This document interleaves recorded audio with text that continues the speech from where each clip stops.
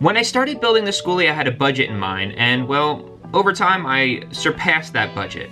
The budget was around $25,000 for the entire build, including the bus, and we surpassed that by not that much, but we were over budget. So the total amount that we spent, and when I say we, a friend and I went half and half on the bus. So 50-50 split of everything that we were doing, and kind of that was the conditions that we had when we were building and buying the bus. So total price with everything in, including the bus, we spent $32,496. That's a rough amount, but it's a pretty accurate amount based off of everything that I calculated in an Excel spreadsheet. And in this video, I want to break up that $32,000 into different chunks based off of the projects that we had in this bus. The first item, the first category, is obviously the bus. And after a few months of looking for a bus, we finally found a bus and we bought it for $5,000. So that was the first and initial investment of $5,000 towards the bus. We got a good deal on it and we were expecting to pay a little bit more, but we were happy with $5,000 for the bus. Second, I want to go over all of the metal that we spent on the bus. That meaning like all the exterior metal, any metal that we needed for framing, any metal that we needed for making some brackets underneath the bus. And that total was $4,728. So this price here includes all of the roof raised metal as well as metal for the exterior and underneath the bus. This also includes all the cutoff wheels and the special saw blades that we needed for cutting through metal and sheet metal. The next total that we have is all of the electrical, and this is by far the most expensive part or portion of the bus that we spent. The total for all electrical, including the solar panels, all of the wiring, all of the batteries, all of the off-grid system, that was roughly $7,714. Now this included all the brackets for the solar panels, the wires, the 110 volt system and the 12 volt system, the step-up transformer for the mini split system, all of the electrical switches, all of the electrical lights throughout the entire bus. We did have a lot of wire left over when we took out all the extra wire inside of the bus that we didn't need, which was all the wire for the school bus lights and the stop sign and all those extra wire. Inside the bus, we don't have that much framing, but there was a lot of plywood that went up for all of the cabinets inside of the bus.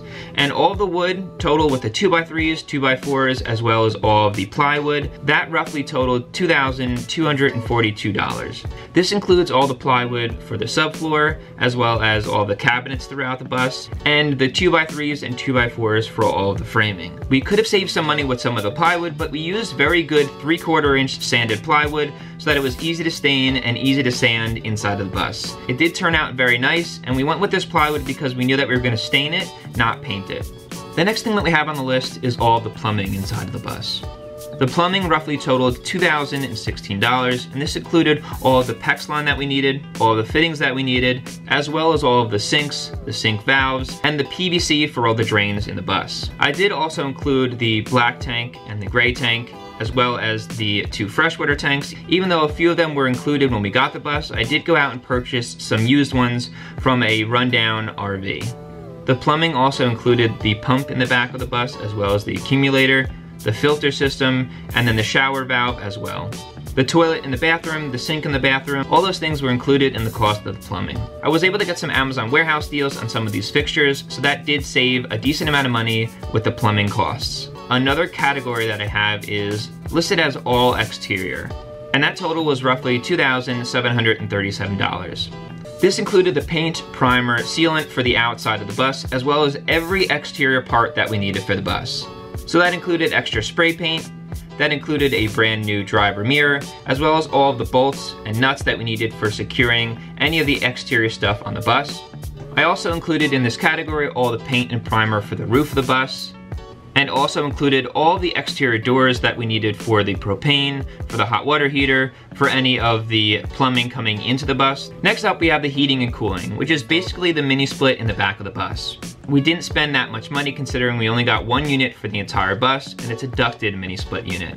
So total that was roughly $1,400. That included the entire mini split unit, the condenser, and the compressor. The main thing that we needed to buy after that was the flexible duct that came out of the plenum from the mini split.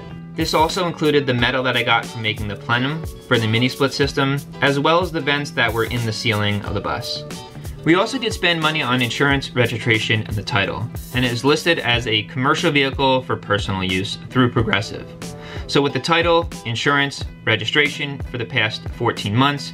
That totaled $833. Now that the bus has been weighed, we are going to send in for New Jersey to get it titled as an RV. That way we can have RV insurance for the remainder of the time that we own the bus.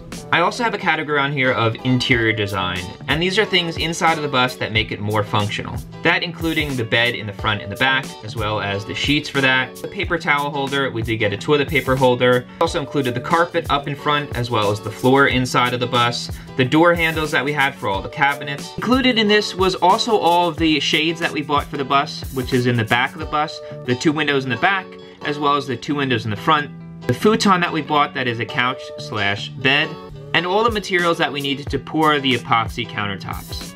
And these mini fans that we included throughout the bus to help you cool off when you're laying down. There are small other little details in here, such as like hinges and screws like that, and they'll be listed in a different category. After we took the bus for a few test drives, we realized that it was very, very slow on the highway, and that was due to the gear ratio in the back. So the rear gears, we ended up replacing them. They were 486 and we replaced them with 410s. That helped with our highway top end speed and gave us another 8 to 11 miles per hour. That was bought as a used unit and we gave the old one back as a core. This also included a 5-gallon bucket of gear oil that we put once we installed the new rear. So this total for the rear and all of the oil was $1,171, roughly. Our last category here is miscellaneous parts, and that totaled $2,851. Now the miscellaneous parts include sandpaper, any extra drill bits, any stain that we needed for the cabinets, as well as extra nails that we needed, extra screws that we needed, cabinet hardware, the drawer slides, and that was the extra total that we had inside the bus. That kind of wasn't accounted for in the initial budget, and that's one of the reasons we went over our budget of $25,000. But given the outcome and the final product of the bus, it's very functional, it looks very nice, and going over budget kind of weighed itself out as being good and bad at the same time. You're spending more money, but the outcome of the bus definitely overweighed the extra budget. Given the total was a little over $32,000, I think what we spent and what we got is a very reasonable price for the entire build, including the entire roof raise. So with that said, I appreciate you guys watching, and I'll see you in the next video.